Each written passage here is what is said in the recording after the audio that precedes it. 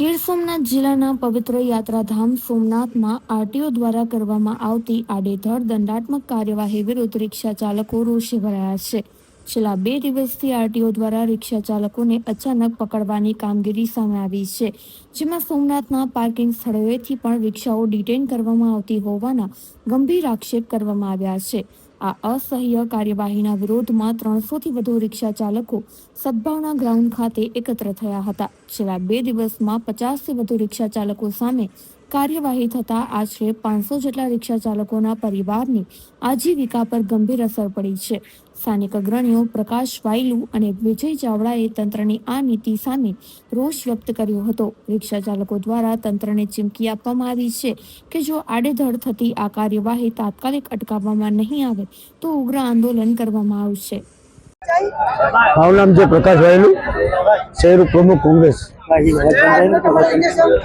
અમારો પ્રશ્ન એવો છે કે આરટીઓ દ્વારા વારંવાર અમારે નાના અને મધ્યમ વર્ગના ગરીબ રિક્ષાવાળાઓને આ 4-5 દિવસથી બહુ હેરાન કરવામાં આવે છે. એટલે મારું નામ છે પ્રકાશ વાયલુ, શહેર પ્રમુખ કોંગ્રેસ. અમારો પ્રશ્ન એવો છે કે આરટીઓ દ્વારા વારંવાર અમારે નાના અને મધ્યમ વર્ગના ગરીબ રિક્ષાવાળાઓને આ 4-5 દિવસથી બહુ હેરાન કરવામાં આવે છે. એટલે હેરાનનો મતલબ એવો છે કે જે સોમનાથ ટ્રસ્ટનું પ્રાઇવેટ પાર્કિંગ છે તેમાં અમે લોકો 30 રૂપિયા ચાર્જ આપીને પાર્કિંગ પણ કરીએ છીએ અને ત્યાંથી રોજગારી પણ મેળવીએ છીએ. છતાં પણ ત્યાં આવી અને આટલો વાર અમારી ગાડી ડિટેન કરવામાં આવે છે. કમસે કમ 50 થી 60 રિક્ષાઓ કાલે ડિટેન કરેલી છે. સમજી લો કે એક રિક્ષાને 4 થી 5 જેવો દંડ આવે. અને આવા નાના જે ગરીબ લોકો રિક્ષાવાળા છે અને આવડે ધંધો પણ ન કરતા હોય, રોજનો 400 થી 500 નું ગુજરાન ચલાવતા હોય, એટલે આવા 5000 દંડ અમે ના ભરી શકીએ.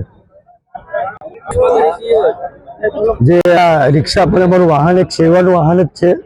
એમાં અમે બહારથી યાત્રાઓ આવતા હોય તેને સારી રીતે સાચવી વ્યવસ્થાપૂર્ણ એને બધું સાઇટસીન ફરાવી અને સોમનાથ ટ્રસ્ટમાં જે ફ્રી નિઃશુલ્ક ભોજન છે તે ભોજન પણ કરાવીએ છીએ અને વ્યવસ્થિત ફરાવી અને પાછા એને રિટર્ન રેલવે સ્ટેશન અથવા બસ સ્ટેન્ડ પણ મૂકીએ છીએ.